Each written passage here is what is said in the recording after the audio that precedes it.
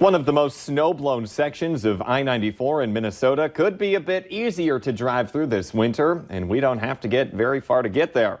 MnDOT is installing a new snow fence from 34th Street in Moorhead to Highway 336 exit near the Moorhead Airport. Snowplow drivers say that stretch of highway is one of the 300 problem areas when the snow starts flying, and they're hoping this fence will cut down on drifting. Good morning, everyone. Thanks for waking up with the Valley today. I'm Lisa Bedell here with Jordan Schreier. We're getting started now with our nonstop news and weather to the top of the hour to help you plan your Friday. We see a lot of what's happening in neighborhoods on people's social media posts. But here's one that really went wrong in one town, especially for one man. People are piling on a Facebook post about a so-called creeper in someone's neighborhood who just turned out to be a man looking for his son's new home. It went around several Big Lake, Minnesota community groups suggesting that the guy in a white pickup was taking pictures of homes and people. The driver has been called names by people who recognized his vehicle, and he was devastated about how he was treated. He says he was not taking pictures. He just stopped to call his son after getting lost. The chief of police cleared up the misunderstanding in just a few minutes after talking with the man and is now urging people to be careful about taking things on social media at face value. A 16-year-old boy is now accused of that armed robbery in Moorhead we told you about here on the Valley today. Police say he robbed a 71-year-old woman at knife point as she was in the common area of an apartment building getting her mail on Wednesday. It happened in the 1600 block of Bellesley Boulevard. The boy also has some outstanding warrants and is being held in the West Central Juvenile Detention Facility. A drug bust in the Turtle Mountains of North Dakota has uncovered more than just drugs. Police say guns, ammunition, and a lot of cash were found in this multi-agency sting operation. 14 people have been arrested so far. Authorities say they found 231 prescription pills, 100 grams of marijuana, about $19,000 in cash, 2 handguns, a shotgun, plus 200 rounds of ammunition. 9 minutes before 7, let's get a check of our storm team forecast with Lisa Green. Good morning. We are starting off our Friday on a cool note, but it's not as chilly as it was yesterday morning. There's some frost out there you'll want to watch out for. And we're looking east on our Storm Team Skycam network here in Fargo. You can see just a hint of that early light as that sun begins to rise here this morning. There are also some clouds overhead, making it look a little darker there in our view. And that's going to be the case today. We're going to see some passing clouds, but overall, we'll still get a good amount of sunshine today too. And temperatures, again, will be on the rise. Here's a look at our hourly planner. Back into the low 50s for your highs today in Fargo. Will range anywhere from about 50 to 55 degrees in most places with mostly sunny skies, but again, some passing clouds at times, especially this morning, and wind coming in out of the south or southwest into the teens for your steady speeds, but we're going to have some gusts that pick up into the 20s to even 30 miles per hour. So breezy today. A look at our temperatures. A lot of us are at the freezing mark or below that. Fargo's right at 32. It's 31 in Grand Forks. Over to the east, some upper 20s, 27 in Park Rapids and Wadena. Those are our coldest numbers on the map right now. And winds are, again, out of the south. They're at about 5 to 15 miles per hour at the moment, so not too bad right now. They'll pick up through the day. And as we take a look at that radar and satellite map, you can see some clouds moving through pretty quickly here this morning. And eventually, there's some areas where it's a little bit more on the mostly cloudy side. Eventually, that does move on pretty quickly. We get more into partly cloudy skies or even sunny skies throughout the valley. And Tri-State map looks great for any travelers. If you're heading down to the cities for the weekend, if you're heading down to Brookings for the game, things are looking pretty good today. A look at your 7-day planner. We're going to see some temperatures into the 50s today. Tomorrow, as a cold front moves through, we'll be ahead of it in most places in the valley, so we'll warm up a little bit, but we'll have some cloud cover, a slight chance for a very light rain shower passing through along the front, and that wind stays with us. Once that front passes through, we cool things down significantly heading into the week. Slight chances of very light precipitation both Sunday and into Monday, where we may see a quick little dusting of snow. And for Halloween, looking ahead to Thursday, it's now showing up in our 7-day planner. We're going to see some sunnier skies and warm back up a little, a high of 40.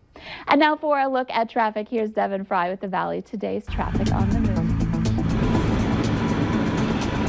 Thank you, Lisa, and good morning, Red River Valley. We're back on the interstates. More specifically, we're on I-94. We're heading eastbound toward Minnesota. Now, the traffic flow has increased to, I would say, about its normal level. As you can see in the westbound lanes, it's a little bit more congested, and over here in the east, it has certainly increased quite a bit. However, it's still not quite as busy as it is over on the west side at times. As you see right now, there's a little bit of a lag in it, but I'm sure once we get past this I-29 turnoff, it will be back to normal. Now, looking over at I-29 right now, it looks like the northbound lanes are looking about to their normal busy level, but there's not a lot of traffic going on in the southbound lanes. So it's a similar situation between the two interstates. Now, as far as road closures go, no new announcements today, but there are the two that were announced earlier this week on 42nd Street and Broadway that we need to worry about. We're going to keep checking in the roadways in the next hour on the Fargo CW, but for now, for your traffic on the move, I'm Devin Fry. Deputies are investigating a home in Becker County that was burglarized 3 times and trashed last week. Cheyenne Loza says it happened while she was out of state visiting family. Several items were stolen, and the criminals also upended and broke furniture. Loza says what bothers her the most is that the burglars smashed her family photos. I don't know. It was very emotional. Heartbroken? Yeah, that too. Deputies say they do have a suspect, and the case has now been handed over to the county attorney for prosecution. This week's Valley's Most Wanted is 46-year-old Christopher Silva. Police say he's wanted for a probation violation on a drug charge. His picture's up on your screen right now. Take a look and call your local law enforcement if you have any information on him. Supporters of the Native community rallied outside of U.S. Bank Stadium yesterday, urging the Washington Redskins to drop their team name and mascot. The team was in town to play the Minnesota Vikings. Advocates say they hope the owner of the Redskins opens his heart to understand that many American Indians find the nickname racist, disrespectful, and encouraging a dangerous caricature of what it means to be Native American.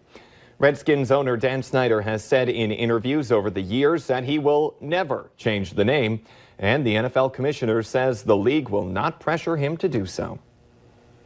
The search for UND's next president is now down to 6 candidates. Officials say the names of those who accept invitations to participate in on-campus interviews will likely be released next week. The interviews are scheduled to take place sometime in November. We're closing in on the battle for the Dakota marker.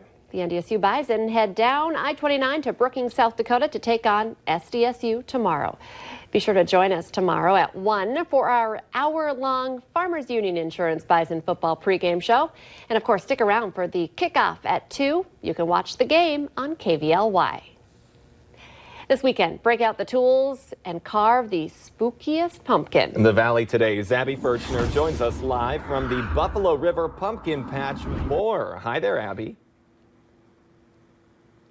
Hi, good morning, Lisa and Jordan. I'm here with Mike Halverson. And Mike, we're standing in one of the main attractions, the pumpkin patch. How many pumpkins do you think you go through every year? We go through a few thousands, so yeah, before you leave, after all the activities, this is the last spot you stop and pick out that perfect pumpkin. And I know, too, that you have some fun wheelbarrows for kids to come and collect their pumpkins, but you were saying, too, that sometimes that can get a little out of control. It's pretty comical because a lot of kids don't know how to run the one-wheeled wheelbarrows, and you do see either kids tumbling out of them or a few pumpkins. So. That would be me. I'd be like chasing my pumpkins after I flipped the wheelbarrow. But do you see kids too kind of inspecting each pumpkin, or are they kind of like grab and go? It's a mixture of all of them. Yeah, some will spend an hour over trying to find one, and some, like I said earlier, if it's orange, it's going in the car. I think that is just so much fun, but there's so much more to do here too than just explore the pumpkin patch. What other attractions do you have set up for kids and families? Well, you can come out and enjoy the petting zoo, our horse-drawn wagon ride through the not-so-scary forest. We got cowboy camp, we got Papa Bob's Village behind us here, and old-fashioned game area. Just a lot of things to spend some family time together. And I know you were saying too that you have some new faces out in that not-so-scary forest. Right, we got some new characters that came in this year, and I'm not going to tell you who they are. You got to come out and see. So, like I said, they pick them out pretty quick. It is so much fun here. We've had a lot of fun exploring all the activities, and you can too. This weekend, Saturday, they'll be open at 10 o'clock, so you can come and start the day early, start that fall activity. If this is still on your bucket list, no better time to come and do it and grab a pumpkin before you go. So you're going to want to come out Buffalo River Pumpkin Patch out in Glendon, Minnesota. It's been a fun time. It's been a fun morning. We got to ride on the carriage, and now I think I need to do some searching for a pumpkin to bring back. Got to do that before you leave. Abby Furchner reporting live for us. Thank you.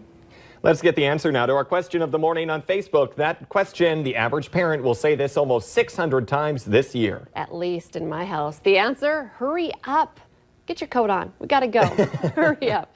And you do want the coat again this morning. Yeah, sure. It is cold out there. Temperatures are below freezing in a lot of places. It's a little frosty out there, too. We'll see those numbers rise, though, today into the 50s with a mix of some sun and clouds this weekend. Warmer tomorrow, not so great on Sunday, windy through the weekend. The Today Show and CBS This Morning are just about to start, but the Valley Today rolls on. You can join us right now on the Fargo CW.